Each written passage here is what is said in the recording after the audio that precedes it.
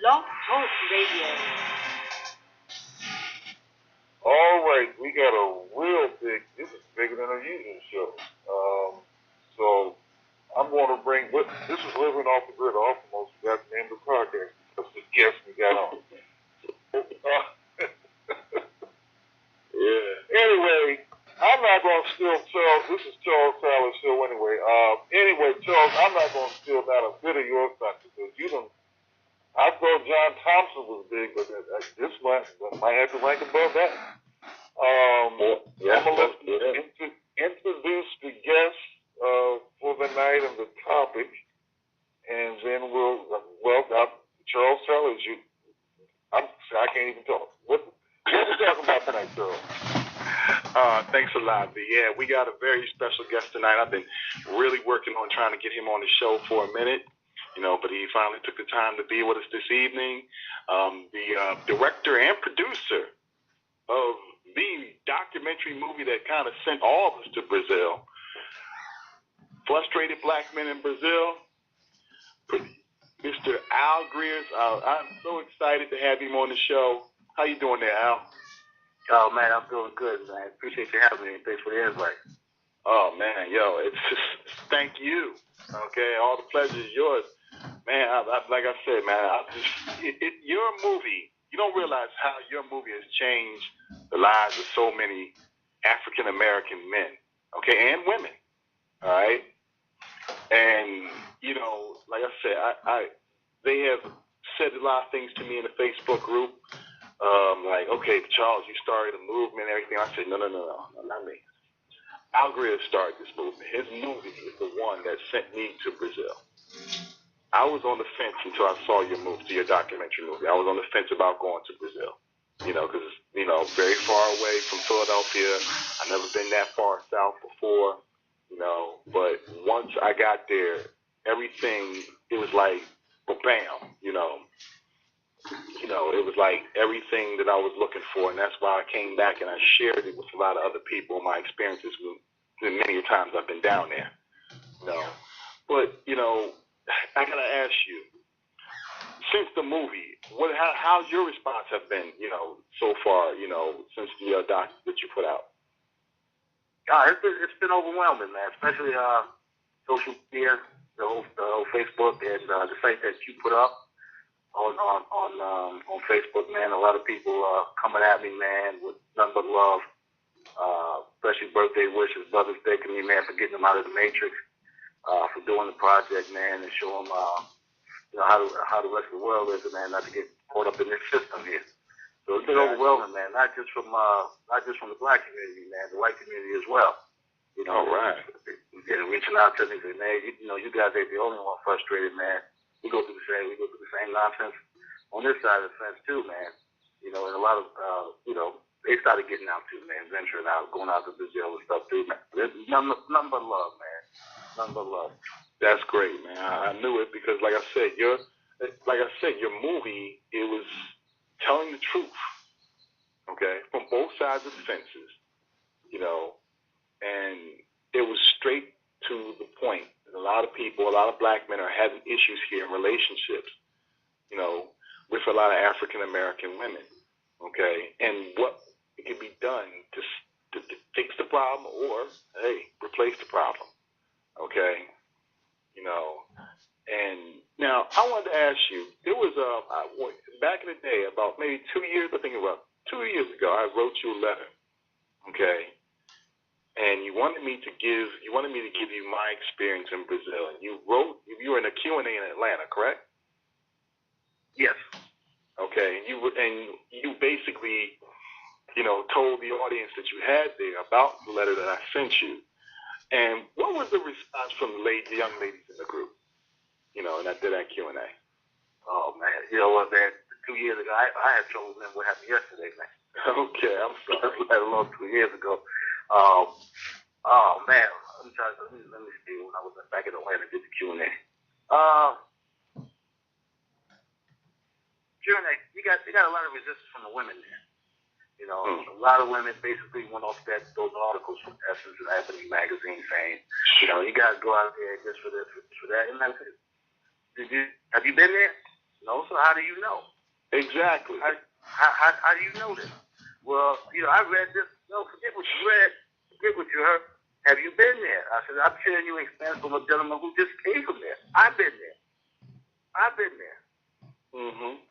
And a lot of them got emotional. And when you get emotional, that tends to kill the whole conversation. We can't talk when you get all emotional. That is totally sad. That is like, they go in their own direction with it instead of finding out the reason on why we do it. Okay? And then they make up their own reasons. That evidence, the article in Essence magazine, to me, I said the guy was only there like, what, 3 days? He was there 3 days, I'm against the gay community. But how are you going to send a homosexual to write about a heterosexual man experience in a place? It's Exactly. It's biased from the jump. He was there for 3 days. I know Essence has resources than I do. I spent almost 2 weeks there. I know Essence got more money than I do. I mean, I traveled there before when I went to film. I bought a couple of film crew out there. We stayed out there for 2 weeks. I know they have more money than I do.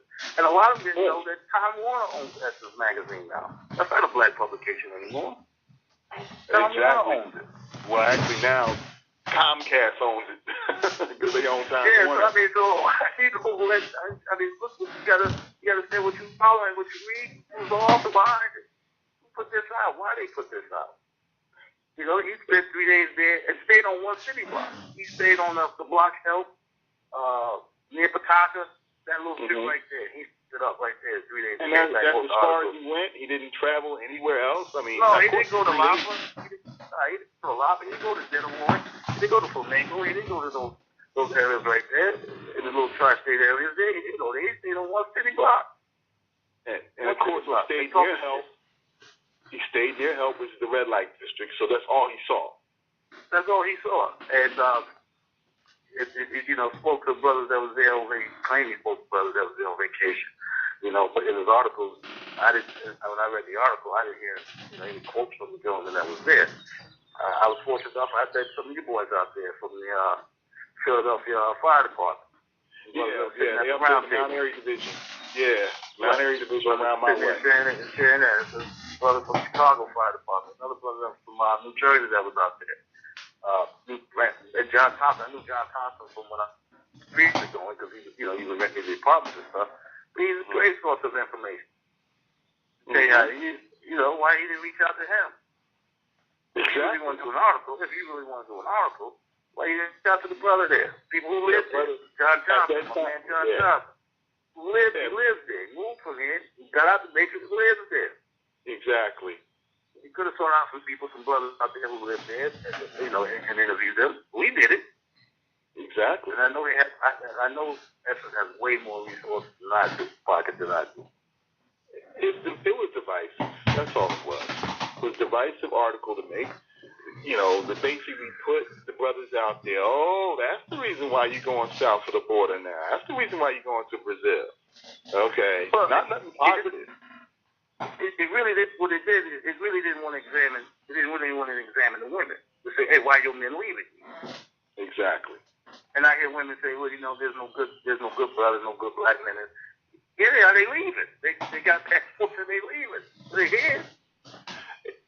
The thing about it, they just leaving. Exactly. And for us to go even. Like I said, Brazil is, like I said, is the biggest continent, and on the Western Hemisphere. And for us, well, I'm sorry, not Brazil. I'm sorry, South America. Excuse me, is the biggest continent. Brazil is a bigger country than the U.S. All right, but the thing about it is, it was uncharted territory for me, and like a lot of other brothers who did go down there after seeing your documentary. I mean. Brothers was just getting passports left and right, getting visas left and right. Okay. I'll share a funny story with you, man. First time I went, me and my older brother took my nephew, graduated from college, and I was working out in the gym, and I was talking to a buddy when I work out with. I said, man, my nephew graduated college. I need to do something for him. He said, man, take him to Brazil. I said, Brazil? I've never went. Why take him to Brazil? I'll tell you now, taking him to Brazil, that's something he'll never forget. He'll never forget the experience there. listen, man, let's take them to Brazil. All right, got the visas. We already had passports, got the visas. Boom, boom, took them out there, man. To this day, my nephew still tore up behind that. He went back to law school. He went to go to law school with a law degree because he said, yo, I got to get my finances right. I got to get out of here. I got to get my money up right. I got to get out of here. It'll make you do that. It'll make you do moves that for me, it gave me another goal. Okay? Gave me another goal to go after. All right? And my goal was to eventually move to Brazil. Okay? And hopefully in 2016 that will happen. Okay? But once I went, I was hooked. All right? I went back there 5 straight, every other month I was going back there 5 straight times. Okay? From the first time I went down there. Okay? And like I said, the women, when they come at me, on the YouTube channel and they say that all you're doing is going down there for prostitutes. I'm like, well, how do you know? Have you been there? Well, no. That's always the same response. No. Then where are you getting this information from? When I tell when they say that, man, I don't have to travel 5,000 miles, exactly. to get a woman. I live in New York City, man. You can get women left and right. I don't have to travel 1,000 miles. Exactly. To go pick up a prostitute. That makes no sense financially. It makes no sense. They won't see that. They won't see that. Why would I want to go?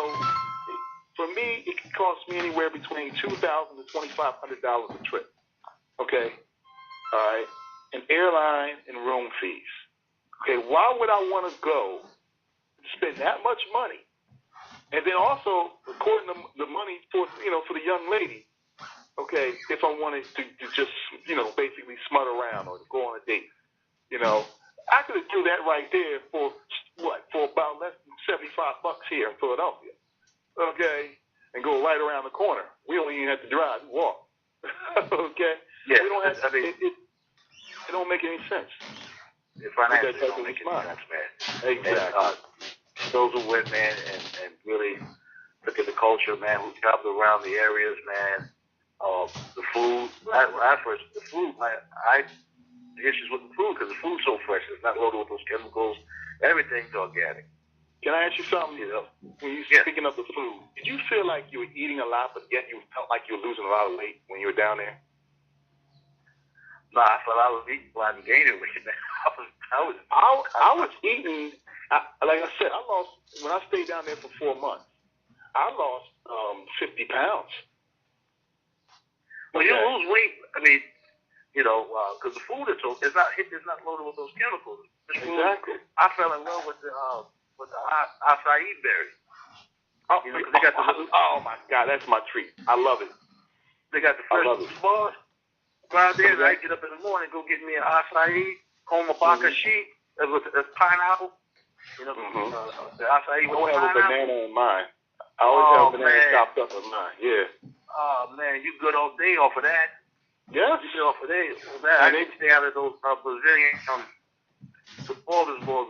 They come out with the meat and keep hitting you with the meat. Yeah. Yeah, like I said, it was like grilled food right in front of me. I remember I had a rotisserie chicken, right, and it was probably one of the best rotisserie chicken I ever tasted in my life.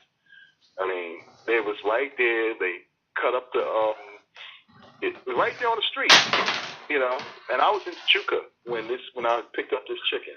I picked it up for about 19 reais, which is about I'd say about $7.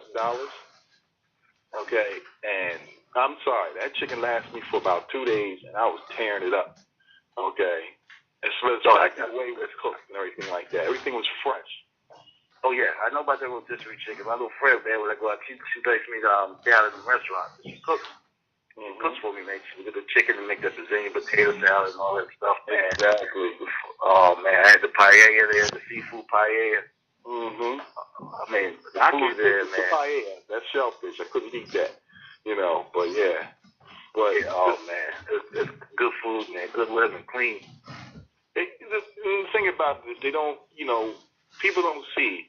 When I went down to see, one thing I would take from you taught me, when I told you I was going down there, right? All right, and you told me to go down there for the right reasons. I never couldn't. I kind of had an idea what you meant. Don't go down there to smut or anything like that. I'm just, okay, all right, but then I caught on to what you're saying as I continued to go down there. I started respecting the women a whole lot better. And now I try to get the gentlemen in my group to do the same thing. Don't look at these women as prostitutes. If you're looking for a prostitute, best believe you're going to find one, okay? But don't go down there looking for that, because you can probably go down there and find something a whole lot more. You can probably find your future wife more than likely down here than you probably would up here, okay? And that I took that to heed. Like I said, I told you that I was just seeing a young lady. A lot of people probably seen her in my videos, okay? I mean, our relationship, it's always more or less about a distance problem than a relationship problem. Okay? And that's something I can, hopefully that's something that's very fixable. And it's kind of hard to get the young ladies to understand that, most of the men that go down there are good black men who are looking for relationships. All right? Not smut partners. All right? And also, why? Okay, you can fix the problem here in the U.S. We wouldn't have to travel that far, Yep. So that's like, one thing definitely going on. But Al, listen, we got some callers that probably want to talk to you here real quick. Hold on 1 second, V. We got a caller online here. Yeah, we have a few callers actually, Charles. For people that want to get in on a conversation tonight with Charles Saller and our very special guest, the producer of the classic film documentary, Al Greeze, Frustrated, give us a call at 347-855-8802. That's 347-855-8802. And then press 1, and that'll let us know that you want to talk to these gentlemen. They're taking a caller right now from the 708. You're on air. Hey, how you doing, guys? This is Dennis from Chicago. Hey, Dennis. Welcome. Hey, what's up, Dennis? Hey, how you doing? What's going on, Al Greasy? Yeah, good, man. Yeah, man, that documentary, man, it really, what really piqued my interest was when the one gentleman said, this will change your thinking of women down here. Exactly. And that was so profound. I'm like, okay, I'm going this year. Oh my God, it sure was. No more BS. I'm going this year. And at that point, when I finally bought the ticket and got the visa and everything, my fear, the pain of turning back was greater than my fear of going forward, because I was a little nervous about going down there. But when I went down there, it's like the skies opened up, and I'm like, holy crap. Yes. And that film definitely had an impact on me. And I just wanted to know what inspired you to create the film. I was at a barbecue in Maryland, at my cousin's house in Maryland, and a gentleman there was Portuguese, Larry David. He's a part of the group. He was in the documentary as well. And I looked over to him and I said, "Are you Brazilian?" And he said, No, I'm planning a trip to go to Brazil. And I just wanted to make sure I had a grasp of the language first so I could be able to maneuver around, make sure I had the language so I could maneuver around. I said, okay. He said, you been there? I said, oh, man, I go all the time. And he asked me about the articles. What do you think about the articles? I said, oh, man, that's garbage, man. That's garbage. Don't pay attention to the articles. You got to go for yourself, man, see how it is.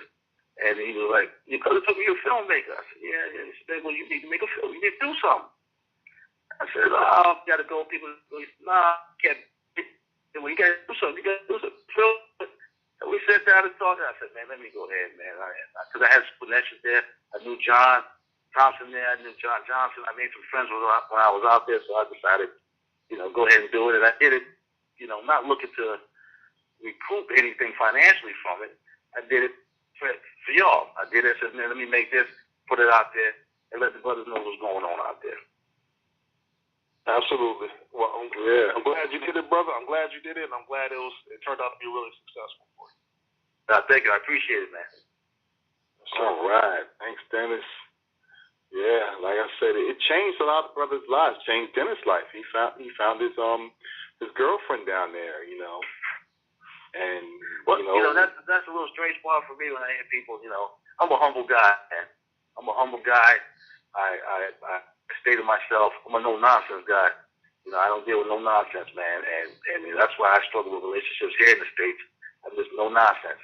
And so am I. So when I hear brothers come back like Dennis and the other brothers on the page, man, and shout out to Roderick Young too, man. He's been hitting me up, man, and posting some nice messages. Yeah, he's a good brother too, man. And mad shouts out to Roderick, man. He helped me out big time setting up that beach party. Yes. Mad setting. Yeah, he helped a lot of brothers get down there. You know. Yeah, I got to hit him up on Facebook, man. Find out where he at, man. We got to link up. That's a cool brother right there. I love to meet that brother. Cool brother. Yes, he is. We got another caller, B. We do. We're going to go to the 302. You're on air. Delaware. Yeah. Jamil Xavier, man, from the group, man, calling in, saying what's good with y'all brothers. What's going on? Hey, what's up, Xavier, brother? Yeah, man, I just wanted to reach out to Brother Al Greeze and just see how did you get into filmmaking? How did you fund the film? And do you have any new installments coming out beyond? I know you have a number 2 coming out, but do you have any installments coming beyond that? Oh, man, how did you filmmaking? You know what, man? I was working out in Alaska for a financial company, and I ran across a client. She told me she was reading scripts for TriStar Pictures. I was like, what? Yeah, you read for TriStar? She was like, yeah. I said, man, I was always interested in writing some scripts. And she said, come by my house. Come by the house. I'll show you how you put them together. So I went to her house. She showed me how to put it together. So I wrote a script. I wrote a screenplay, and she hooked me up with the connections, how you get through, maneuver through Hollywood, the Hollywood Creative Directory, and help you make some calls and stuff. A couple people interested. So I left, went to California. Nothing came of the script. When I came back, I was like, man, I need to know how to make it. So work with that. The fact that, you know, somebody turning my stuff down just let me flat, and I feel like I had another record. So I could go get it myself. And I went back with the film school, learned how to make it, and go from there. I funded it, frustrated out of my own pocket myself. Okay. Yeah. That's what I did. I said, man, you know, you want something done, you believe in it, man. I don't mind going in my own pockets and spending the money on myself. Cause I believe in myself. Well done. Yeah, did that. Yeah, frustrated came out, and like I said, I got frustrated too. Chapter 2 on deck, and that's coming out, I think, the end of February. We'll release at the end of February, early March. And we got chapter 3 in the works. I got a young lady, she's putting the script together for chapter 3. Okay. Yeah. Sounds good, man. We're going down a lot. We're tapping all the frustrations, man. Getting it all out. Keep that good work coming, brother. Yes, it will. Keep it cranking. Right. Yes, keep that cranking there. I mean, I think that's what a lot of your audiences here tonight want to know is when chapter 2 rather is coming out. Now they got a chapter 3 too coming soon. Chapter 3 is going to start probably filming that in summertime. Chapter 3 in the summertime. Okay. Chapter 2, trying to show you brothers now how not to get caught up in that court system. Well, that's the thing. Dealing with them child support and stuff. You want to avoid that. A lot of brothers then got derailed by that in the group too, because they can't get passports behind that. Right. You can't get passports, you can't get driver's license, you can't travel abroad. They're trying to keep you trapped. You want to trap you here. So chapter 2 is going to go into that whole, the child support system and dating here, man. And there's some laws on the books I had no idea about, man, when it comes to dating women with children. You go date women with children, how you could be liable for child support even though they're not your kids because you were just there being a nice guy. Trying to be a nice guy. Crazy. Back that up. I know a couple of things. I know that if you sign that birth certificate and that child's not yours, you're liable anyway. But you telling me now, listen, you don't even have to sign it, man. You don't even have to sign it. You're liable, man. What state is this? I mean, are you for real?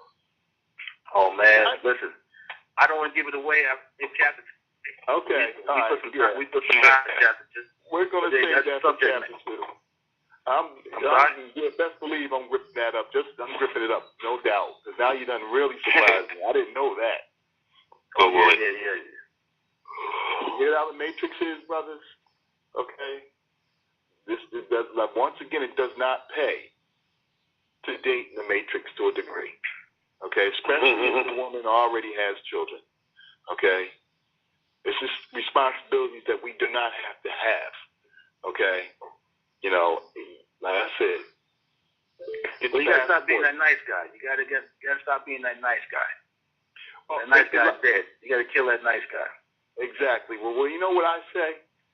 I said, and a lot of guys will probably know because I have a video on my YouTube channel that says, nice guys finished last in Matrix USA, was finished first in Brazil. You can still be that nice guy, but not here. Okay? Not here in the Matrix USA. All right? Because, yeah, you're asking for a whole lot of trouble. Okay? And I'm definitely going to be on that DVD now. Yeah, you gotta check that. This one here is serious. Chapter 2 is serious. No joke. Well, we're going to definitely be we're going to be, like I said, as soon as we know when it's out, release date, it's going to be promoted, no doubt. Okay? Oh, yeah, I'm going to post that on the page. Yes, because we got about over 5,500 members that are definitely waiting for that. Okay? You know, you got about 5,500 members on there? Come again? About 5,500 members on there? 5,500 members now. Oh, man, you went to work. Yeah, well, like I said, it's a collaboration of everything that you started. Okay? You know, you, Mr. John Thompson, Johnny Johnson, all of y'all, just basically getting this thing going here, you know. And, you know, like I said, I always want to put it out there to Johnny Johnson, if he's out there listening, just so he knows. It was his terminology that I borrowed. I asked him for it, okay? Before I started using the term Matrix, I asked him because he was the one that made that slang, okay? And that terminology right there. And I just to let people know it wasn't mine. It was Johnny Johnson who started that. Okay, I just took and ran with it. That's all, you know. And all. John Johnson. Yes. That's my man right there. That's my man. Every time he pop in the Matrix, man, he hit me up, man. No matter where he at, man, we go hang out, man. That's my man right there. That's my dog right there. All right. Yeah. Well, he showed me a lot. Something. He showed me a lot, man, when I was out in Brazil. How to maneuver through, man. Helped me with the language. He's fluent in Portuguese. And, you know, that's what I'm working on now. My goal for 2015 is to at least have the basics of Portuguese down. I'm very disappointed with myself because I've been there so many times.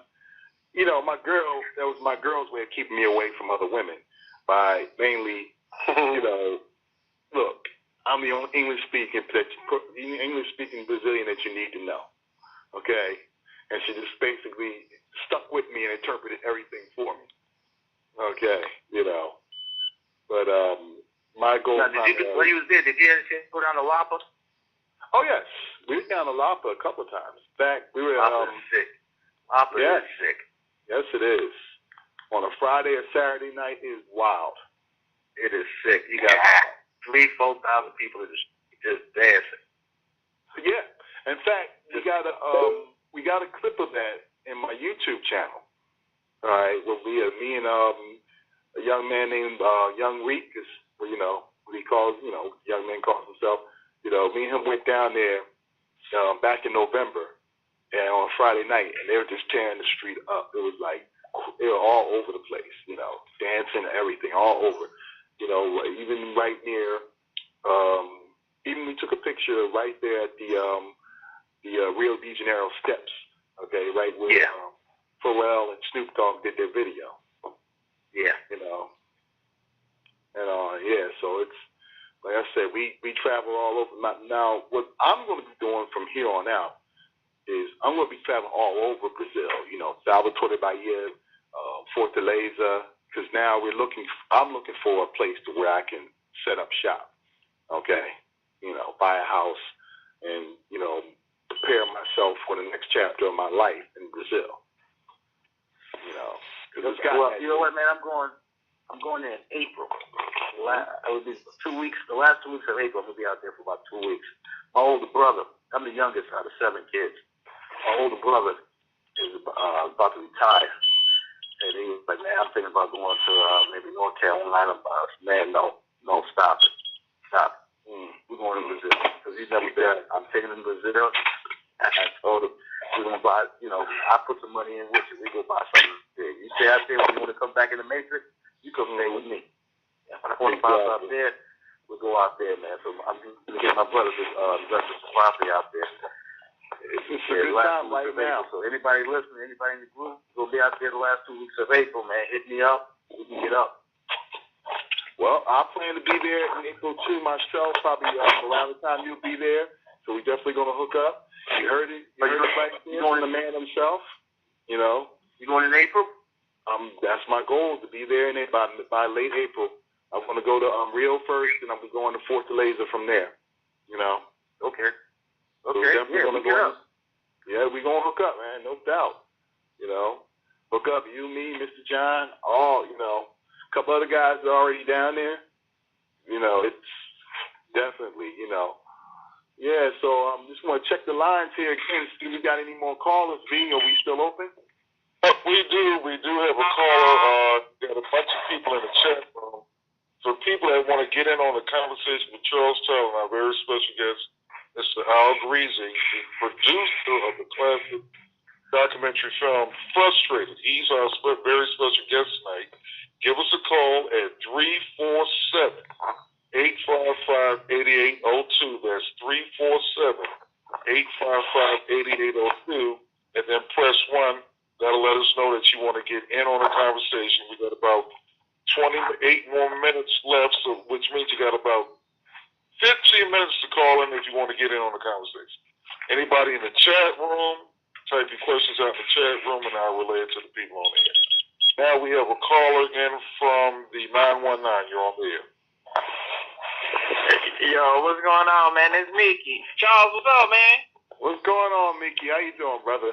What's going on, man? Hey, it's crazy. The other night, man, Charles, last night actually, we were just talking about that child support thing, and it's real, man. You don't have to sign nothing, man. Like my daughter's mother was in a rush for me to, sign that birth certificate, and I was telling Charles, I'm like, man, I had no idea why.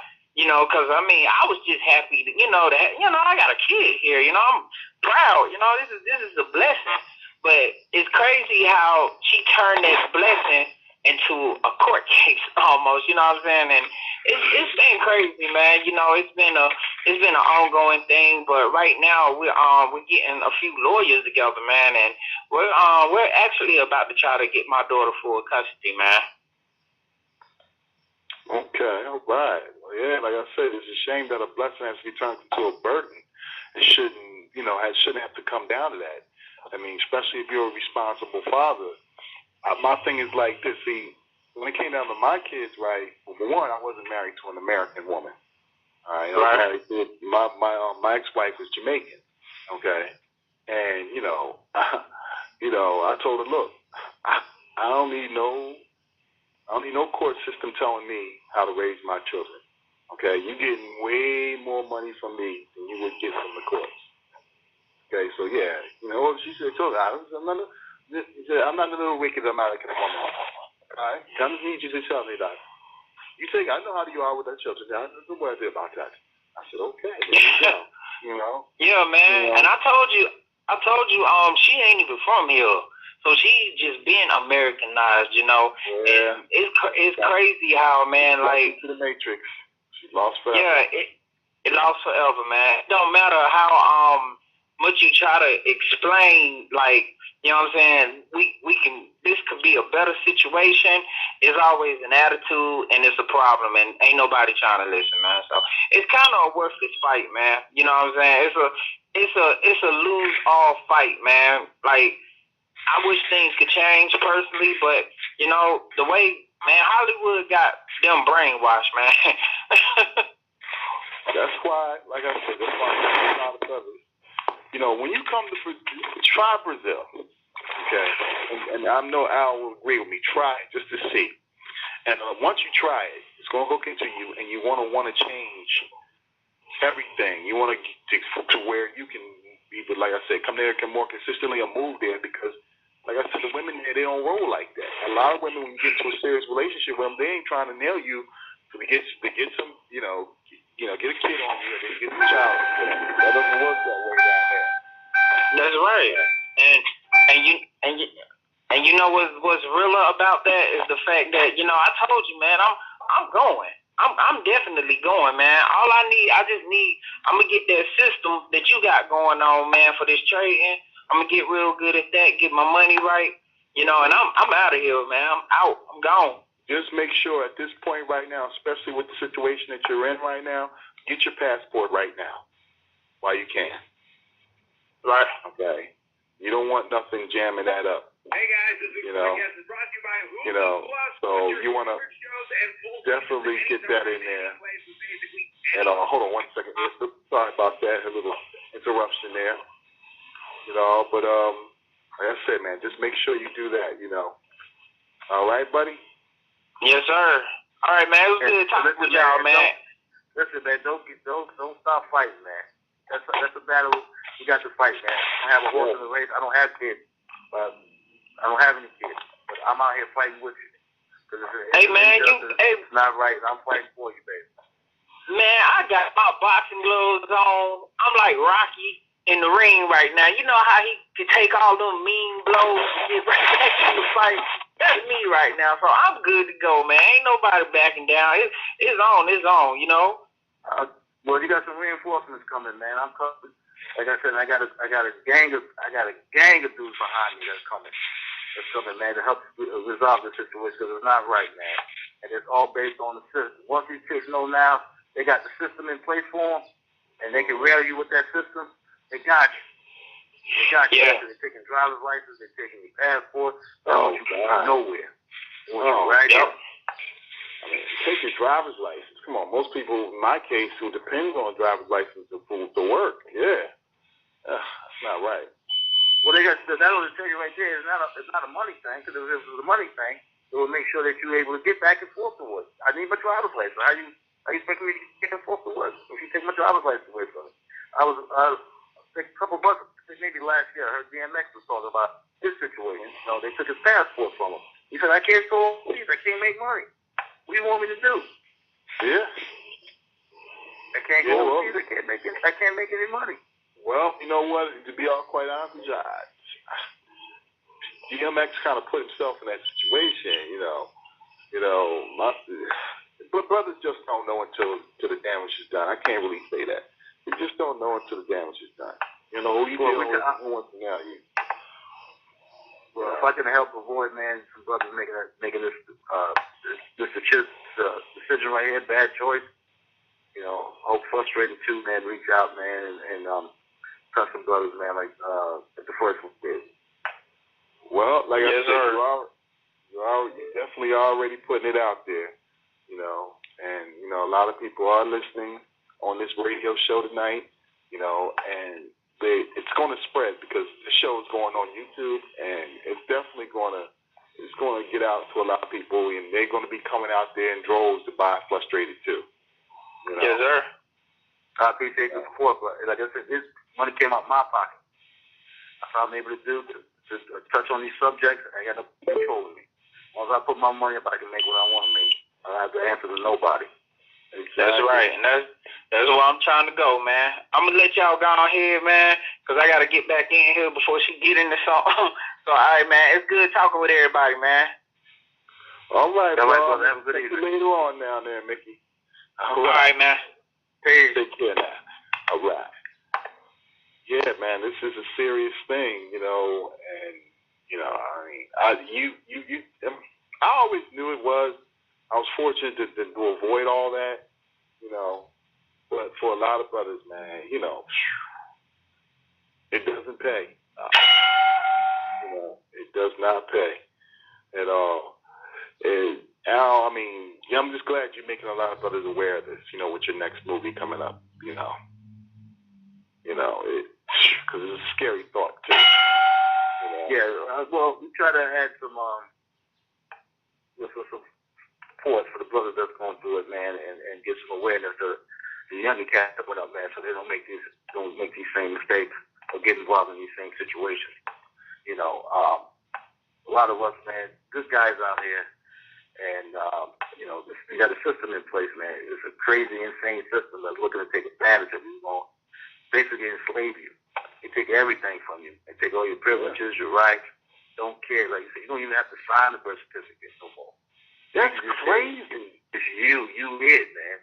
You it. If you don't respond fast enough, or you don't get the information fast enough to respond on it, you it. Just like tag, man. It's you it. Let's go. Let's go. And now you got to spend crazy. You got to spend tens of thousands of dollars of money you don't have trying to fight this. That is crazy. That is crazy. And that's man, you gotta see the stories that come out of this, man. Well, you gotta hear the stories that come out of this. I'm on it as soon as it's released. I'm on it. Okay, I bought 2 of your last discs. I left one in Brazil. I then went and bought another one just so I can have it on me. So, but this one I'm definitely gonna be waiting for. Want to do another follow-up here. D, do we got any more callers, or do we got any questions from the group? Yeah, we do have some more callers here, which we'll bring them on in a second. Just let me check. I'm in law school right now. But I suggest that what men should do is take a basic paralegal course, because if you don't know your rights, you don't have any. And the second thing was, organize politically, because there needs to be a law on the books for parental or parental fraud. Now, if you take a paralegal course, you can learn how to, see what laws are on the books and, organize your own case and present yourself. But there needs to be a law on the books, and right now, because basically you have a lot of women obtaining money by false pretenses. False pretenses is a felony. That's on the books in all 50 states. But if you don't know what you know what? I agree with you, except paternity fraud. Paternity fraud is not a crime. It is not a crime. It should be. And that's what I'm saying. That brothers, what men need to do. Identity fraud is a crime. Bank fraud is a crime. Voting fraud is a crime. Should be punishable, except paternity fraud. Right. I agree. And that's where men, both black and white, men have to get together politically, organize, hire some lobbyists state by state, and get the laws on the books. Because unless you bankroll your legislation, because that's basically, there are 2 types of crimes: unofficial and official. It's official when it's on the books. Paternity fraud, which is a crime, is an unofficial crime because it's not on the books. How do you get it on the books? You have to go to your local legislator, and you basically have to help them get elected. That's what lobbyists do. And you have to have them draft up the legislation to get it on the books. Other than that, it's going to keep on going. Well, first thing you got to do is just stop reproducing. Stop. Yeah. Stop. Learn self-control, or if you're going to do it, make sure you strap up. Don't play out the latex. Stop reproducing. Stop. You can't do it. Fly to something this insane system right now. Straighten out the system. Don't reproduce. Don't. Stop. Stop making babies. Well, you got to stop. That's the easiest thing to do right off the bat. All right, we got a couple other callers here, so people, if you want to get in, we got about 15 minutes left before the system shuts you out. Give us a call at 347-855-8802 and then press 1. So let's go to our next caller at the area code 646. Hello? Yeah, hey, bro, how you doing? You on the air? Hey, what's going on, Mr. Charles? This is Kevin from Harlem. Hey, what's up, Kevin? How you doing, brother? Chilling, man. Hey, what's up, brother? Trading it up right now. I hear you in the background, dinging and all that. I just wanted to, come on here and just give my support to the, and just share a quick story on the topic. One of my close friends I grew up with has 2 kids right now, and for his first son, we weren't sure. Well, he didn't know if the baby was his, and she wasn't a legal citizen of United States of America, so they went through that late pregnancy of the song and dance of "Is the Baby Mine," and it was kind of early in their relationship. and he wasn't there when the baby was born, basically. So his name wasn't on the death birth certificate.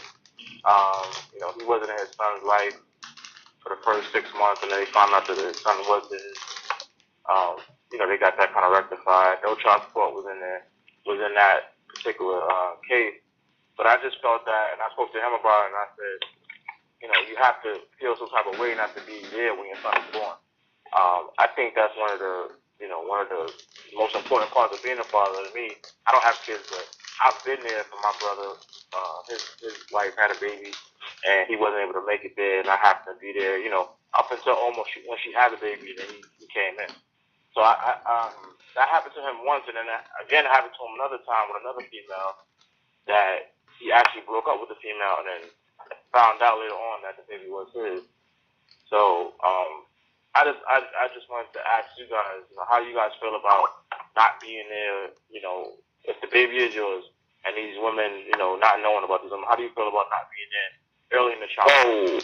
You know, it's kind of funny you mentioned that. See, that's how I found out about my daughter. I missed the first 3 years of my daughter's life. Okay. But I had, like I said, I was dealing with a foreigner, and you know, and she, you know, things went the way they did. You know, I can't really get mad because, you know, we didn't know. You know, she was in a relationship when she was dealing with me. Okay, we were just having fun. It went a little bit deeper, I guess. You know, when you're 23 years old, you ain't thinking like that. You thinking with your, you know, the other head. Your big head, the one that's on your shoulders, you know, and you know it went one way or another. But from that day forward, from 3 years old on now, my daughter now is 20. Okay, so 17 years I still have. Okay, and I made it to my goal by sticking her in the Navy. Okay, you know, so she won't get caught. Hopefully, at least she won't get caught up in the same game like her mother, like, you know, me and her mother did. Yeah, she'll be better than that. Okay. Just, you know, so it wasn't so bad. The bottom line is you're a father now. You might have missed some years, you know, and I got her mother did keep some pictures of her when she was a baby, you know. But I went from 3 years on out. I took over from there, and that's all that matters. I was for those 17 years I did have. Okay, and I'm still from the day I'm put in the ground, I'm still gonna be dad. Okay, I know. That's all that matters. I definitely appreciate the time, fellas, and I continue to do what y'all do. I'm gonna jump off here, let y'all take these other callers, but I'm gonna definitely talk to y'all guys. Okay, Kev. Thanks a lot, man. I'll catch you on Facebook, bro. All right, man. All right. Okay, V. We got another caller coming in.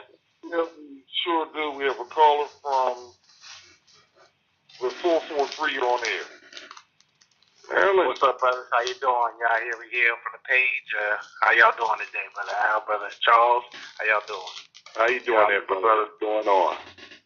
Good, man. Good. I'm doing just fine. Hey, you know, I want to be real quick because I know we got other callers, man. But I just want to thank y'all, man. Thank Brother Al, man, because I didn't know how frustrated I was until I really watched the documentary. And it kind of was a confirmation of sort of what I was feeling, but not really knowing. I'm like, man, what I really do about this situation? How you even get out the matrix?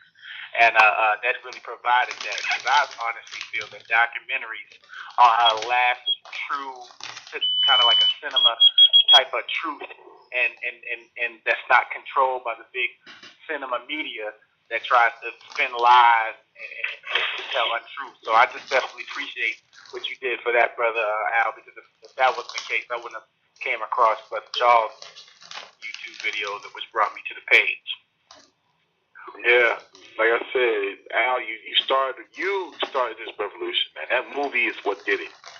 That documentary movie was what did it. Because the thing about it, with you basically funding it yourself, that gave you all the rights of the documentary, so no one would have changed this, cut this out, edit that. You know, we don't want black men to hear about this. We don't want black men to hear about that. Okay, no, by you funding it, it gave you all creative rights to that movie, and you told the truth, and I really appreciate it. I'm sure a lot of members of my group appreciate it as well. And literally from 3 months ago of seeing that video for the first time 3 months ago, I already had my passport from 3 months ago. I already got my ticket booked for November to head down to Rio de Janeiro, and I'm getting my visa next week, and I already talked to Mr. Thompson, so if that wasn't the case, I wouldn't be there. But just a real quick thing on the women that were there, because that's kind of one of the things that drive me. I'm here in Baltimore. I said, man, that seemed like women right around my area. The two sisters that were the Matrix chicks that were sitting there talking. How did you really come across them? Were there two women that you knew about, or you just pretty much picked two women off the street and like, tell me how you feel? Were they aware that they really were going to get show their feelings about us like that? Al, you heard that? Al. Oops, you might have lost him. Al? You know what? I don't think quoted. I think he dropped, and he might be trying to call back in. Oh, wait a minute. Yeah, we might have lost him we might have lost him there. Okay, wait a minute. I go ahead and cut on out, brothers. I know some other people are calling. Hopefully he remembers it, and maybe I'll listen in and hear what he says. All right, Al, if you're listening, just extended the time. So, Al, give us a call back. Because I think you know what, he is back. Okay, I'm gonna hit him with that question too. No, back on. He's wait a minute. All right, Al, you there? Al? I thought he was there. Okay, Al, because he was in and then he dropped off again. Al, give us a call back at 347-855-8802. What I did was I extended the time. Because if you go past a certain amount of time, the system blocks you out. So, I've added on all the time. I'm going to clear the line, man. I'm going to clear the line for y'all, man. But thanks again for Brother Charles. Okay. No problem, bro. No problem. I'm gonna save that question for Al when we get him back on, okay? All right. I appreciate it, brother. All right. While we're waiting for Al to... here I think he is. He's here. Jesus. Hold it. Sorry, I think I got him now. Al, you there? Yeah, I'm here, man. All right, great. We got you back. Okay. Charles, Al's back. Okay, Al, look, we, during the mislink that we had there, we had a gentleman that asked a question. He wanted to know, the young ladies that you had on the documentary, the Americans, okay? The one that was, that was on the couch, and then the other very attractive woman that you were interviewing. He basically wants to know, where did you find them, and, why did they come on the show? Come on the documentary and everything like that, to voice their opinion, and, I knew them. Mm-hmm. And I knew, that was their mindset. So I was able to, get them to actually do the project with me. I just told them, just speak freely. Just tell me how you feel. And put the cameras on, and that was them. And that was their mindset. And that's how they felt about, men in America, One of the big issues here, man, both sides have been oppressed, men and women, especially black men and black women, both been oppressed. If you look from the 60s, 70s, and 80s, the black athletes, the black entertainers, they all went and got white women. They had to, they had to go get the white women. They had the white women, so the black women were left out. And then, as it moved on to the new millennium, now they show black women, well, you need security. You need security. Your man got to have this, and that. You need to feel secure. If you don't have that, you're not going to be secure. So, love and all that other stuff, don't worry about that. You need, and through the movies, through Hollywood movies and all that, that's what they portray to women. You need security. You need security. And like the young lady said on the couch, women want to be secure. You're damn right I want to be secure. You got to have this. You got to have make X amount of dollars. You got to have this. And that old other, love, respect, and all that, that don't even play a part in it. So when you go to Brazil and you meet them women, and you get that off the back, that's off the bat. I love, respect you as a man off the bat. Mm-hmm. How you gonna ask him? Yeah, it messed up. Man, listen, I took my best friend out there. I told him, man, listen, you gotta go out here, man. He was struggling in a relationship, man. He said, man, I said, come on out here with me, man. He went out there. We was leaving, and I told him, I said, yo, the driver's downstairs. I got to take him to the airport, and he wasn't moving. So I went back. I said, yo, what's wrong with you, man? Come on, we gotta go. We're gonna miss the flight. And I went in his room, man. He had tears coming out of his teeth. He didn't want to leave. He started crying. He's like, man, I don't want to leave, man. I said, man, we gonna come back. We gonna get to come back. Dude, like I said, when I went down there the first time, right, and I was on the bus going back to the GIG, and there was the two brothers in the back of the bus, right, and the one brother was consoling the other, and he's like, yo, man, you gonna meet that girl again, man. You got her on Facebook. Oh, man, I love that woman. Love that girl. He said, come on, man, shake, wake up, man. You'll be back, man. I don't know when I'm coming back. I want to stay here right now. I'm like, oh, my God, this dude is literally breaking down right here. It's like as he got closer and closer to the air, because we wound up taking the same flight. And as we got closer and closer to the airplane, my man was just shaking apart because he just did not want to leave. I saw, and so the dude, he was at I think one of the juice bars there. And his partner was standing at the bus stop. The young lady with her hair bought these flowers, these roses, these flowers. And I said, okay, they look like some brothers and stuff, man. So I wanted to, go over there and introduce myself to him. And the man was upset. So the dude dropped the girl off on the bus. He came back over there. And his man was like, yo, what's wrong with you, man? He said, man, I can't help it, man. I'm sorry, man. I love that chick. I can't help it. Man, I ain't bring that here for love. He said, man, I'm sorry, man. I'm sorry, man. I can't help it. I just love that. They have this way, like they got our playbook, okay, and they know how to get a black man and how to make a black man fall hard. They know how to get a man. They know how to get any man. Yes, any man. They just know how. That's the amazing part, without even trying. No, they just women. They just know how to be a woman. I was out with a chick dinner the other day, and she was, what's wrong with you? Why you can't this and that? Don't you want a strong woman? No, I don't want no damn strong woman. If I want something strong, I go get me a truck. I want a beautiful woman. I want a beautiful, sweet woman. I don't want no damn strong woman. I get me a truck for that. I need to haul something. I don't want you for that. I need me a beautiful, sweet woman. That's what I want. I don't need no strong woman. I'm that.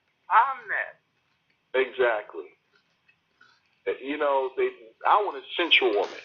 That's what fuels, the masculinity in me. Okay, when I have a sensual woman, a woman that acts like a woman that looks like a woman, okay, a woman that curls herself up in my arms like a woman, okay, not trying to outdo me or anything like that, that is what turns me on, okay, and I've only feel that way in Brazil. I only feel that way in Brazil. It's amazing. A lot of women, especially black women, got that attitude that I have to be strong. I'm a strong woman. I'm strong. Who made you that way? Who told you had to be strong? Yeah, it's sad, but that's the way it is. And a lot of women, they hear in the Matrix, they just don't understand it. They think that this is the way it's supposed to be. You have to stop reading those publications, man. You got to stop reading. Well, I don't need a man. I can raise my kid on my own. He don't need nobody. I can do it. Who told you this? Like I heard women say that. An African woman from Africa say, I don't need a man. Even in the States, from African women in the States, I never heard them say, I don't need no man. Well, I'm in New York City. I'm around all sorts of women from different nationalities and races and stuff. I never heard them say, I don't need no man. Like I said, in my community, I don't need no man. I'm strong.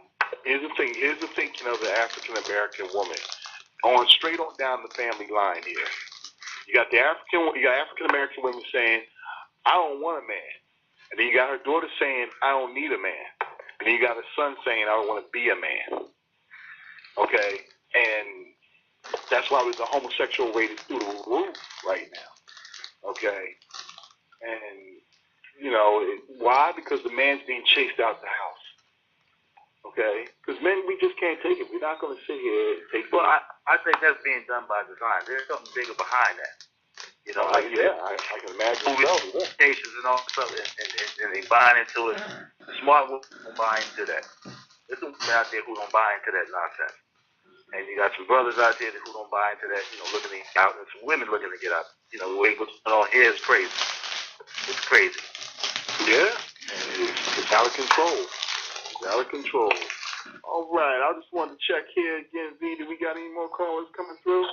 We do, and before we go to that call, I like this to chime in on what you guys were just talking about, the man's side of the house. Many women, unfortunately, have replaced the human being, man, with the government. So if they got a problem, they call the police. Or they go to the court system. And they got all these entitlement programs to feed them, to clothe them, and give them medical help. So, unfortunately, the government is their man in that sad situation. But I'm like, I'm done with it inside the border. Okay, we got a caller here from the 202. You're on air. Hello? Yep, you're on air. Hey, Charles, how you doing, man? And Al Green, what's up, guys? This is Junior. Junior? Oh, my God, Junior. Hey, what's up, man? Bro? I have to come through, man. You know, you guys were talking about the topics there, and Junior, you just stepped off the plane, man. You're back here in cold United States and down there for almost 3 months, man. I'm trying to go back right now if I can. You? Head back down to Brazil. Freeze? Okay. I'm just waiting for the carnival to pass, and then I could probably make my way back down there. All right. I tell you, this is my business partner, Junior. Okay. Al. So what brings you on, Junior, man? I'm just surprised to hear you call me, man. Welcome to the show. I was between some work here. I said, let me just take a break. Well, a lot of guys gotta know when they're going on there is to maybe carry a unlocked phone. And when you get down to Brazil, you know, Brazil is a social country. You know, you gotta try to get connected with as much people as you can. You know, you get connection. Just don't hook up with girls all the time. You know, that is fine too. But you know, when you go down there, you gotta, you know, because sometimes you gotta look around to find good people. You know, they got the good and the bad. So when you go down there, you gotta actually see if you can make good contacts. You know, and that's one of the things that I missed the first time I went down there. You know, right now I'm in the process of getting my mom to go down there, so I'm going through the whole visa thing right now, and that's kind of a little bit shaky because I'm from the Virgin Islands. We go to Virgin Islands. And my mom is there now, you know, but she wants to come down and see what's the big deal. Okay. Yeah, so I'm going through that process. You know, there's no embassy in Puerto Rico, the Virgin Islands. There's no embassy there, so I got to do it here. You know, in the Washington D.C. area. And once all that's straightened out, that probably will be back then. You know. At the same time, you're traveling back, Charles. Yeah, so we all can meet up with Al down there, you know, and you know, just and don't drive in the favelas again. Oh man, let me tell you something, Al. When we were down there last month, he drove us right into the favelas at like 2:00 in the morning. Oh man. I'm scared in a mug. I'm like, you know, 2 Americans in a car, you know, driving around, you know. Oh, man. Your boy, look, you made it out of there. Yes. He even said that GPS, man, broke. Yeah. That's what I usually do when I go down there. I will rent a car because I don't like to stay in Copacabana alone. After learning a little bit of Portuguese, you kind of find yourself venturing out, you know. But I usually stay away from the favelas. But if somebody wants to drop home and I got passed through the favelas, that's a different story. She would have caught the bus. Listen, man, you gotta. I use the driver, man. I usually sit there. John Thompson boy, man. I use the driver. Oh man, we anoint that. I don't fool around out there like that, man. Give me a drop, know where I'm going. Exactly. I mean, I was like, woo, this is the dark side of Rio. Yeah. The last time I've been there, I think I drove about 8,000 kilometers, I think it was. Because, the car don't measure in miles down there. They're measuring kilometers. About 8,000. All over. And like I said, you don't stay, and you mainly stay out of Copacabana and Ipanema, right? Brazil is so huge, and the more you travel away from the city, the nicer the females are, the more loving, the more respectful, and it's a lot more fun to travel outside. If you're a newbie, you want to start from Zona Sul, Copacabana, get your feet wet. But as you go along and you come back over and over, you're going to find yourself venturing out. The locals will carry you out further. Double words if you get a girlfriend down there. She's going to carry you even further out. She's not going to want to stay in Copa. And be the fact that it is not Copacabana, that, these areas are mainly non-English speaking areas, correct? Exactly. So what I suggest a lot of brothers do is get your Portuguese down. All right. We also have we have a link on our Facebook group called Learn Basic Portuguese in 10 days for $10. Okay. Be on the lookout for that link. Okay. To help you at least get the basics down. Because I see you get around very well with your Portuguese there, Junior. I try. What I do when I go down there, I find. Excuse me, Charles. Charles. I'm sorry, but listen, I got an appointment. I gotta keep, man. I gotta run, man. Okay. I apologize, man. Good night. Listen, I love to do the show anytime, man. Just, you got my number. You can hit me up anytime, man. I love to do your show. Apologize for that. I gotta run a little early. And okay, Ali, we kind of went over a little bit there. I really appreciate you coming on the show. Gentlemen, be on the lookout for Frustrated 2 coming out within the next month or so. Okay? And once again, thanks again. Oh, man, thanks for having me, man. Like I said, we can do this again anytime. Oh, yeah, so it's going to be a part 2.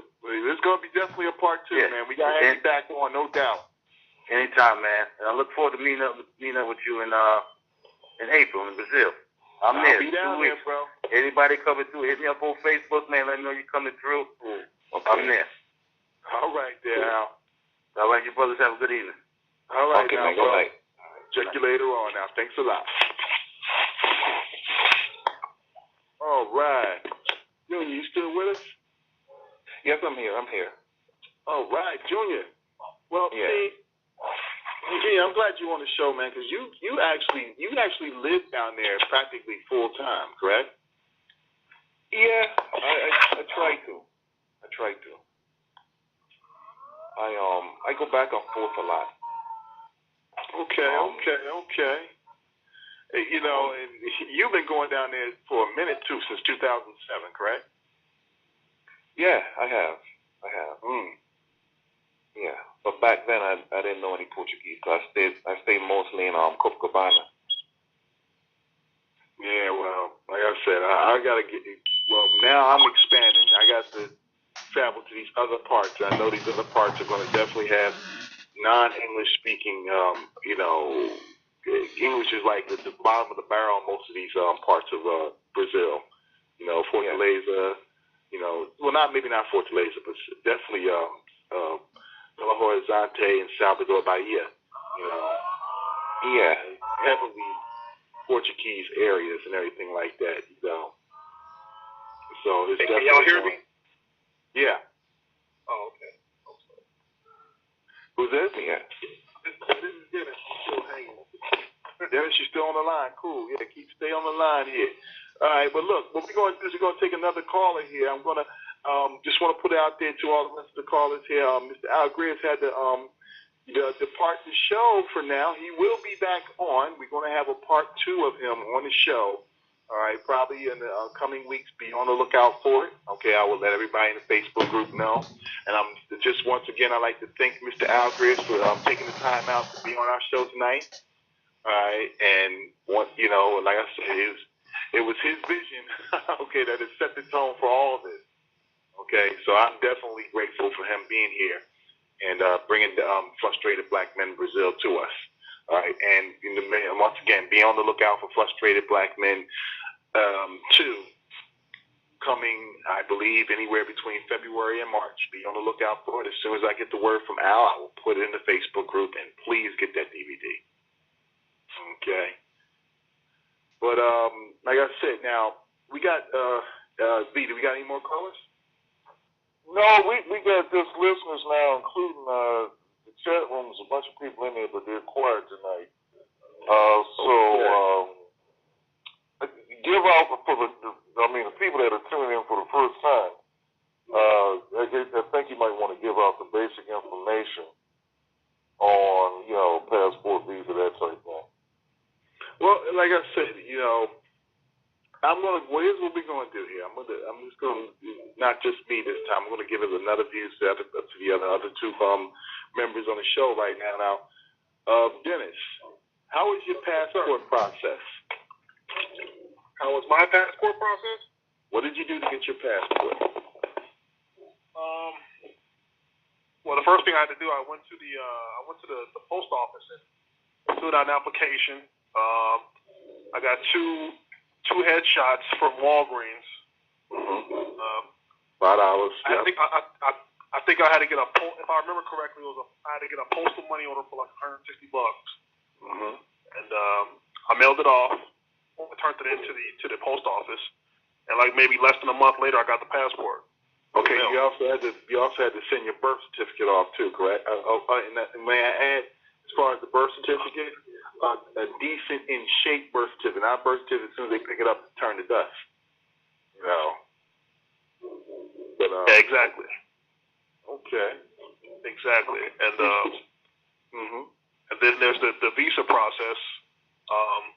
I was lucky. There's a Brazilian consulate in Chicago, so I just went down there, had my passport with the fee along with the application, and about 5 days later, I got the visa. Okay, all right. See, that's now Junior. You still with us? Yeah, I'm here. How is your process as far as getting your visa and your passport? My passport was a little bit hectic. Because I'm from the Virgin Islands, so they had to do some more, more investigation type deal. But I met the main lady that does the passport for the whole of the U.S., and she actually gave it to me really quick. It really wasn't a problem with her. The little problem was the visa for me, not because the process was hard, but because I waited to the last minute. And the guy told me, he said, I'm going to give you the visa on the day that you have to travel. So that was a little frustrating. But I traveled, I think it was like 4 o'clock in the afternoon. I had to get up early and pick up my visa and passport like probably 9, 10 in the morning. And it was fine. And then I did this process again with my sister because she came down with me also. Yeah, well, there you go. Now, okay, well, man, like I said, your experience in Brazil, I mean, is pretty hefty. I mean, you've been going there almost 10 years now, and I mean, I learned so much. What do you want to tell the brothers? What do you feel you want to let the brothers know out here, based on your experience about Brazil, Rio de Janeiro? What do you want to give to the brothers in the group here so they know, what to expect? Well, the culture is really different from the U.S. So, I mean, the first time around, when I saw a picture with John and a lot of the guys took together, John was the only one that's smiling. All the guys were serious. Well, I kind of took that picture and caught everybody off guard. A lot of people were talking, and then you know, John was the one who realized the camera was on him, and of course, he was somehow, you know, John and Reed, you know, they realized the camera was on. All the other guys didn't know they were getting their picture taken right then and there. You know? Yeah, but they were looking, but they had that serious face. In America, if you talk to a girl and you're smiling, you'll be deemed as crazy. You don't do that stuff here in America. In Brazil, it's the opposite. If you're not smiling when you're dealing with females, you're deemed as the mad person. He's angry. Leave him alone. So down in Brazil, the culture is a little different. You gotta smile a lot. You know, obviously, you see the greeting when you greet somebody. When you greet a female, you don't do the handshake. You do the cheek or you know, yeah. I think the French does that too. I'm not sure. It's just completely different. You just gotta sit down. You know, the best feeling is you can get somebody to invite you to one of their family dinners. You know, you see the culture is so different. It's so warming. You know, it's just a different feel. You know, I've traveled to many places, but Brazil I've always gone back to. Now, like I say, as you can see now, there's a lot of brothers out here who say they want to travel. I gotta wait for my homie. We gonna hook up. All my buddies gonna come with me and everything like that. And of course, they don't come. Okay, I don't want to go down there by myself. You know, myself, my own experience. I think I found more friends as I was down there. Yeah, you find a lot of people. Well, you know, if you're a friendly individual, you're going to find a lot of people. It's a social country. You know, and people are really nice. You know, they're down to earth. You know, and a lot of people are pretty honest.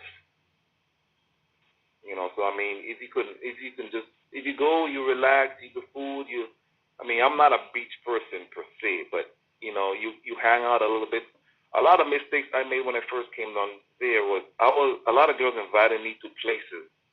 Regular girls, you know, invited me. I didn't go because they had a boyfriend, but they were inviting me as a friend. And if I was a little smarter, I'd have met 10 of her friends, you know. And when a girl have a boyfriend and she's inviting you out to hang out with her, she's trying to introduce you to other people. And I didn't know that when I first come down there. That's what their culture do. I mean, I know better now, but before I didn't know any better. Okay. All right. Well, like I say, you live and you learn, especially now. See, I'm still going through the process of learning about Brazil and life in Brazil, especially with me. I know you, we're going to say this, Junior is always telling me to, come down there single. Okay? All right, because you're closing yourself off. And like I said, my last trip to Brazil was the first time I ever went down there as a single guy. Okay, me and him had kind of had a wild time down there too. But like I said, you and I is about the same age, and I'm still like, maybe I just need one, but then I'm still, like I said, I'm not there full time yet. Okay. So I can say I can take one woman right now, but what's going to happen when I get down there is a question. And I'm staying down there full time. I'm not jumping on a plane a month later or anything like that. I'm down there for a couple of months and stuff like that, Yeah. So that is the ultimate question. I want to try to see if I can talk that ball over to Dennis. What do you think about you being there, man, full time, and can you maintain a relationship in a country with that many women, beautiful women? What can you do, Dennis? What's on your mind with that? Bro. You know what? It can be done, but it's very difficult. I would think, because the second time I went to Brazil, I stayed in Copacabana, and my girl came and stayed with me for all 17 days, and that was hard. That was hard. I mean, it's hard. It's hard. It's hard to hide your boner on the beaches. You go out to places, and this happened 4 times. On that particular trip, this happened 4 different times. I'd be out with my girl at a club or whatever, and another girl will see me, and the way they look at you, they look at you like they look through you. I mean, it's like the way the girls look at you down there. And it's like they'll write their number on a piece of paper, give it to their guy friend. He'll walk it over and put it in your hand, like real sneaky like. Mm-hmm. And this happened on 4 different occasions. 3 of them, my girl didn't catch. One of them she did. She was pissed. Oh. And she's like, she tells me every once in a while, I believe one day you're gonna trade me in for a younger girl. Because she knows how it is. She knows the competition is pretty stiff. So, I mean, if I were to go down there and have my own place, I probably wouldn't bring any girls back to my apartment because women leave evidence, advertently and inadvertently. Yes, they all. Yes. I in my single life, I collected a bunch of bras and a bunch of thongs too. I'm gonna clean up the house. When where this I saw it. I remember this one morning, me and my girl were jogging on Copacabana, and my girl was like way in front of me, and it was this one, the cleanup people, they wear those orange jumpsuits, the people who clean the streets, pick up garbage. It was this one girl where she was absolutely gorgeous. She was dark skinned, her eyes were totally white. And where did they get white? I'm like, where did they get those eyes from? Huh? I've done seen so many women down there, black women mainly, with these eyes. Okay, I meant to ask Al, the girl that was wearing the glasses at the end of the documentary. Her eyes was like spellboundingly. She can literally hypnotize you with her eyes. Where do these Brazilian women get these beautiful eyes? I'm an eyes guy. I love women with beautiful eyes. I'm just the way I am. But they got so many of them in Brazil. Mixture. Absolutely. Yes. Have you been, Charles? Have you been? The other brother, what's your name? Junior. Junior. Have y'all been to South Crystal Valley? Have y'all been to South Crystal Valley yet? Nah, not me. It's like a stadium converted into like a little festival. Like that's the name of it, South Crystal Valley. I've been there. In fact, a lot of guys in the who are on my in the group probably saw me doing my rendition of Lionel Richie All Night Long. That's where I did that video at. Yeah, as a matter of fact. Okay. Yeah. Yes, I was there. I love that place. You talk about a cornucopia of women. Oh my goodness. Yes, beautiful women all over the place. I'm like, Jesus. Yeah. Man, it was just when I did that karaoke, right? It was this one girl that walked in there, right? And she started singing This Girl's on Fire from Alicia Keys. And sung it very well. Clean English and everything. I'm looking at her. I'm just trying to steal my looks from the girl looking dead in my face. I'm trying to steal looks. I'm actually out there pointing at other things and trying to get her head to turn away. This girl had the most beautiful body and beautiful eyes I ever seen. Okay, and had a voice. She was singing it very well. Brazilians, they definitely can copy us very well to the T. Okay. But this girl was beautiful. Okay, she was spellbound. So many beautiful women down there, and it's just like coming down there as a single man. I probably will be our next show, and I probably would like to have Junior. I would like to probably have you back on the show for that, and also Dennis. But coming down there as a single man, what challenges you face? Oh man, try to stay single for 3 months. Try that. That's a challenge. I know another brother who lived down there. He stayed in South Conhadu. But he lived down there like in the early 2000s. And he said, I damn near lost my mind. Now, he said, that was in the good days. You know what I mean? Now, the funny thing is, like, so you and all three of us got one thing in common. Okay, and it's the one thing that drives a lot of Brazilian women wild. Okay, we all 6'4" and over. Okay, And I mean, now with y'all experiences, now have y'all noticed that the Brazilian women are attracted to tall men? Of course. I got 400 numbers to prove that. Yes, including that crazy one that I told you not to talk to. I deleted that one. I listen to you guys. I'm not hard-headed at all. Yeah, she was. Charles, we got another caller for you, Charles. Okay, let's go to that. Who's with us? Okay, we got about 4 minutes left. Kevin, This should be our last call. Hey, what's going on, Charles? I just called back. I actually answered both of my questions. Actually, I was going to ask the other brother who moved down there, how he stayed with his wife for so long amongst all the beauty around him, and also I'm a shorter dude. I'm only about 5'8", and I kind of answered my question. I'm kind of envious right now. Yeah, brothers are 6'4". I don't really like y'all right now, but my question though is I'm a little bit on the stockier side, and a lot of brothers in the group I see are more so slim. Not in the documentary. I saw a lot of older cats. They were still kind of tall. Well, you still 6'4". I'm like 5'8", about 250, 260. But how do y'all, in your opinion, I guess, how do you guys see the women don't really care about the weight too much down there, or they just still into just you being a black man? That those things don't really play a part for them. There are women. There are basically what I would say. There are women for every type of guy. Okay, how about that? Am I right, Junior?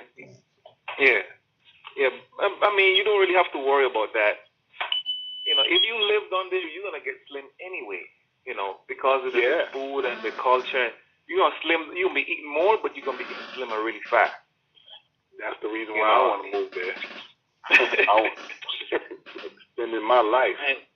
And you being American is already up to a lot of people out there already. Okay. You see, you already get American factor is a plus. Yeah, because the girl, she's going to want to learn a lot from you, and you're going to want to learn a lot from her. It's going to, I mean, once you're attracted to the girl and the girl attracted to you, it's bonded, pretty much. Yes, and she's going to show it. It won't take long. That's why I say it's like 31 flavors down there, and it's a flavor for everybody. Okay. So, like I said, don't think that being, short or anything like that is going to, or, whatever, is going to hold you up. Go down there and find out. You never know what you're going to find until you try. I'll definitely be down there, so don't worry about that. You can just go down there and walk the street and just look for trouble. I mean, it's just you go out you can go out to the daytime and beach and just look for, and you won't go long without finding something. I mean, whether it's some random girl or whatever, man. Are they aggressive down there as far as approaching you? Like, even if I heard you just say you were with your wife, and she had somebody blatantly come over and give you a number. So my question is, are they always like that, or is it just if they particularly like you, they'll just come up to you and talk to you? Okay. It depends on where you are. Okay. Naturally, if you out of the Copacabana area, the girls want you to approach them. Okay. It turns them on. They're gonna look at you, give you a glance. You don't get it, they're gonna give you another glance. You don't get it, then you get another glance. That's your cue to come talk to me. Let me know what you're thinking, what's your name, blah blah blah. Okay, and don't give them your Facebook. Hell no. I had to learn that the hard. Remember what the girl did? Yeah. As soon as I gave her my number, as soon as I gave her my Facebook, Junior, she went right to my Facebook. Who's this? Yeah. Oh, wow. In fact, I have two Facebooks. One for Brazil, one for America. Because the girls will search you. If a girl like you, that's it. She's gonna look you up. And what's on Facebook, she's gonna believe. So if you got garbage on there, I mean, I've had girls. I see what you like. You like that funk? Yeah.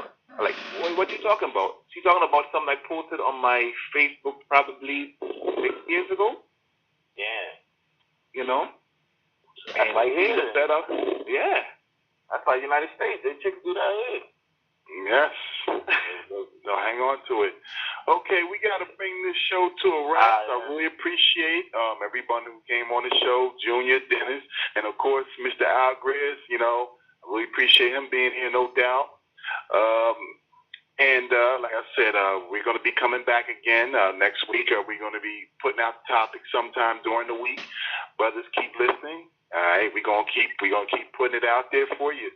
All right, so we all in Brazil very soon. Okay. All right, this is any final words? No, that's it. I'm glad you brought them on tonight. I was surprised when I would have an open forum, but when you said who was going to be on, I switched it up. Well, like I said, we don't get pioneers that much, you know. We only got two so far, Mr. John Thompson and now Al Greeze. You know, I definitely, when I get them, I say, look, we got to get them on there, okay? So, you know, no doubt.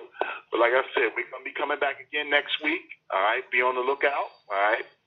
Brothers, all right? Be always on the lookout for the Black Man's Option. This is Charles Tyler from the Charles Tyler Show with my man V, all right?